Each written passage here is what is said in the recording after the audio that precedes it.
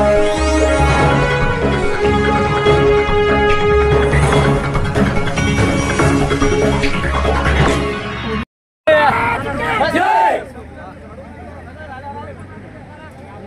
KB news मध्ये आपणा सर्वांचे स्वागत।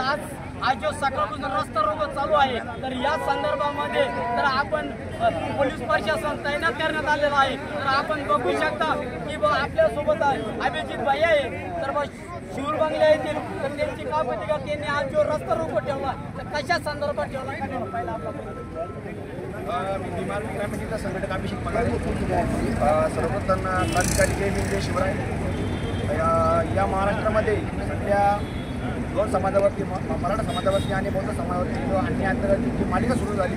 अजून सरकार स्थापन होऊन अजून 1 महिना पण कंप्लीट झाला नाही आणि दोन समाजातील 2 सैनिक शहीद झाले समाजासाठी।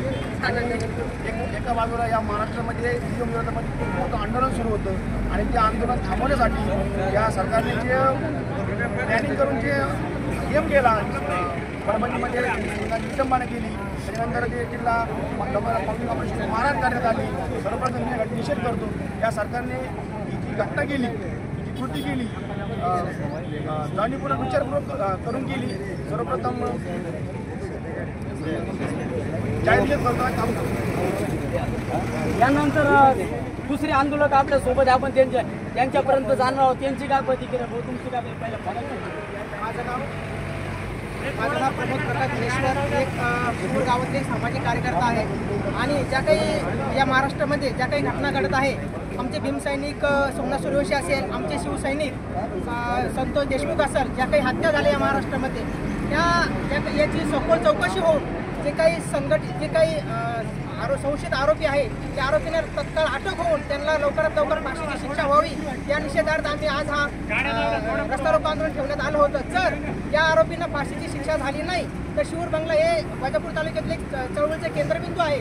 जर त्यांना लवकर फाशीची शिक्षा झाली जर नाही तर इथून एक चिंगारी भडकेल आणि त्या चिंगारीचं रूपांतर एका आगीत होईल आणि इथून एक महामोर्चा एक आंदोलन उभं राहील अशी मी ग्वाही देतो आणि आमच्या आंदोलनात थोडं गंभीरपणे घ्यावं अशी मी प्रशासनाला विनंती करतो।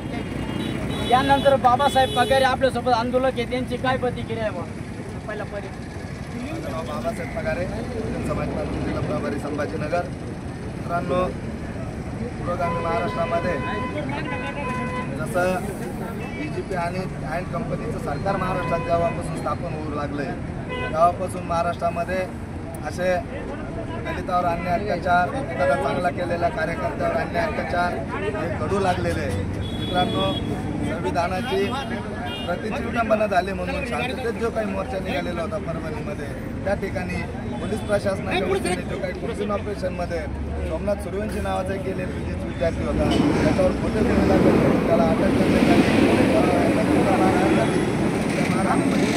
झाला आणि तिथला जो पोलीस अधिकारी आहे हा त्याचा मुख्य आरोपी आहे, त्याच्यावर 302 गुन्हे दाखल करण्यात यावे।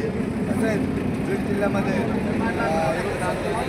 नावाचे जे सरपंच होते, गेल्या 15 वर्षापासून त्यांच्या कार्याचा महाराष्ट्रामध्ये अनेक जिल्ह्यामध्ये त्यांचा कार्यक्रम जात होते, म्हणून अशा सरपंचाला दलित कुटुंबाची मदत करण्यासाठी जात होते। त्या सरपंचावर तिथले काही जातीवादी गुंड, जसं या राज्याचा माजी मंत्री किंवा आताचा मंत्री मुंडे आणि कराड नावाचा कार्यकर्ता, या दोघांनीच त्या सरपंचाची हत्या केली। त्या दोघांवर गुन्हे दाखल करण्यात यावी नसता त्या पुरोगामी महाराष्ट्रामध्ये जर काही इथला बहुजन एकत्र आला तर यांना कळू केल्याशिवाय सोडणार नाही आणि दोन्ही घटनेचे या ठिकाणी आम्ही जाहीर निषेध करतो आणि नाही, तुम्ही आता जो अर्धा रस्ता रोको केलाय तर बस सरकारी प्रयत्न केला आक्रमण काय घेणार? आम्ही सरकारला आपल्या चॅनलच्या माध्यमातून 1 महिन्याची अवधी देतो। जर 1 महिन्याच्या आत कोणी प्रकरणातील आरोपींना जर सजा झाली नाही किंवा त्यांच्यावर 302 सारखे गुन्हे दाखल झाले नाही तर 1 महिन्यानंतर आम्ही संबंध औरंगाबाद जिल्हा बंद करू। त्यानंतर पुढील जो काही प्रकार घडेल याला राज्य सरकार जबाबदार राहील असं तुमच्या चॅनलच्या माध्यमातून। आपल्यासोबत ग्रामपंचायत सदस्य बाळा पाटील जाधव आपल्यासोबत आज ते आंदोलनामध्ये सामील झालेले आहे, तर त्यांची काय प्रतिक्रिया आहे? पहिला आपला परिचय सर्वात अगोदरच मी या प्रशासनाचा जाहीर निषेध व्यक्त करतो. आज मुख्यमंत्र्यांनी विधानसभेत निवेदन दिलं की SP जो बीडचा SP त्याची उचल मागणी केली. तशीच उचल मागणी परभणीच्या SPची का नाही केली? त्यांची खाती न्याय चौकशी का नाही केली? त्यांना पोलिसांना का पाठीशी घातलं जाते परभणीच्या? तो सोमनाथ सूर्यवंशी त्याची काही चूक नसताना पोलीस मारहाण त्याचा मृत्यू होतो.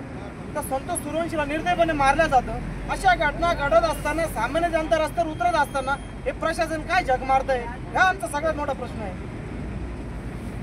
आता तुम्ही त्या आंदोलनामध्ये आले तर आता तुमची भूमिका काय राहील बा?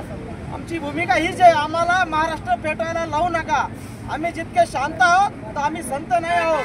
भीम सैनिक आणि शिवसैनिक जेव्हा रस्त्यावर उतरतील हे 3% वाले कुठे पळून जातील याचा हिशोब लागणार नाही.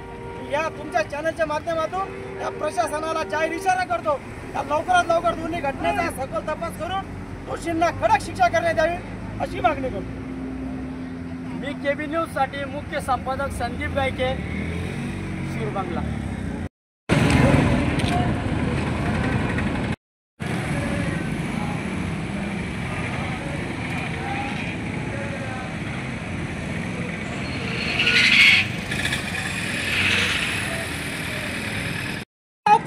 फाशीची शिक्षा झाली नाही तर शिरबंगला हे चळवळीचे केंद्रबिंदू आहे.